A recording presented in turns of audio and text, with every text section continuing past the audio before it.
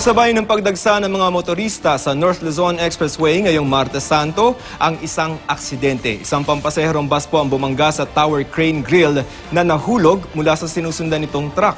Hindi bababa sa 5 ang nasaktan sa aksidente. Pero ang mas matinding resulta, katakot-takot na traffic sa NLEX. Live mula sa NLEX Traffic Control Room, may report si Chino Gaston. Chino?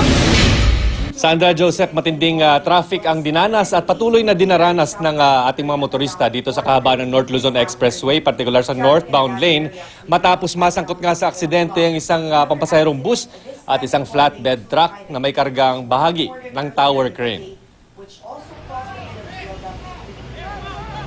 Wasak ang unahan ng Genesis bus at may nakasalaksak pang mga piraso ng bakal sa windshield ng madatna ng GMA News sa northbound lane ng North Luzon Expressway.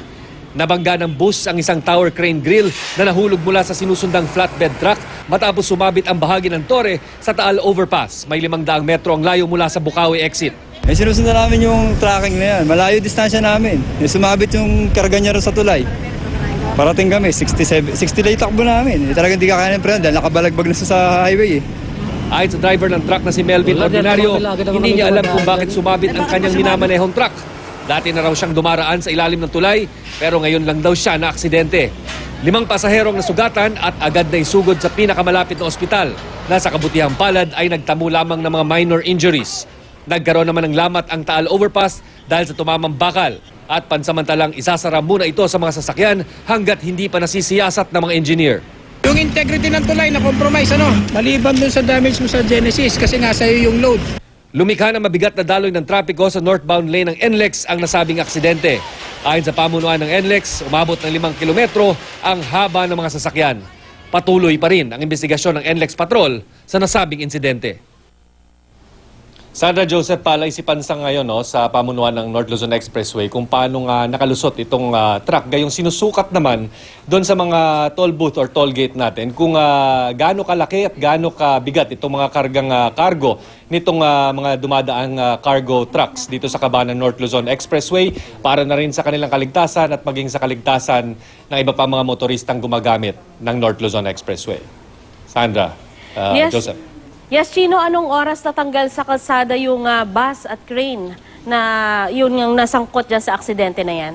Alam mo, Jessica, sorry, Sandra, dumating tayo kanina doon pasado alas 7 na ng hapon at nakita natin na nandun pa sa gawing kalsada o sa tabing kalsada itong bahagi ng yung tinatawag na tower crane grill at yung bus ay kakahatak lamang o kasulukuyang hinahatak nung around 7:30.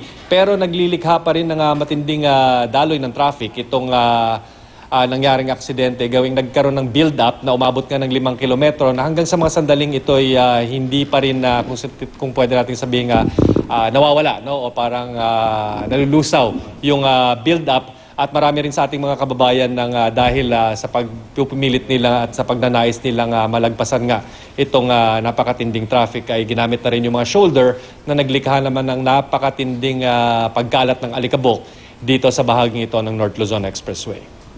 Chino, sa paunang investigasyon, sino yung lumalabas na may pananagutan dyan sa nangyari na yan? Well, batay na rin sa ating pakikipag-usap dito sa mga tauhan ng North Luzon Expressway ay lumilitaw talaga na ang naging tatawag nating sanhi ng aksidente ay itong truck na may kargang tower crane grill na siyang sumabit nga dito sa Taal Overpass na tumatawid dito sa kahabaan ng or across North Luzon Expressway. Nung sumabit ito, nalaglag ito mula sa kanyang truck at ito naman ang naging dahilan kung bakit nabangga at na-aksidente nga itong bus na sumusunod sa kanya. Chino, hindi ba delikado yung overpass na tinamaan? At kahit ngayon, isinara na ito, no? Pero ano ba ang sitwasyon ngayon? Ano ba ang kalagayan niyang overpass na yan? Ang sinasabi nila, Sandra, na yung overpass na ito, yung Taal Overpass, ay pansamantalang isasara muna sa daloy ng sasakyan, no? So wala munang makakadaan na sasakyan, habang sisiyasatin pa ng mga engineer ng North Luzon Expressway kung pwede na itong daanan muli ng sasakyan at i-assess yung damage na nangyari. Pero mas makwento ko lang, Sandra, parang natatandaan ko, hindi itong unang pagkakataon na nagkaroon nga ng aksidente patungkol dito sa mga overpass na tumatawid sa North Luzon Expressway. Kung hindi ako nagkakamali nitong mga nakaraang taon, ay yung Marilao overpass din ay parang sinabitan din ng isang truck na naglikha naman ng aksidente at na bahagyang nasira itong sinasabing overpass. Okay, Chino, kamusta naman ang sitwasyon dyan ngayong Semana Santa?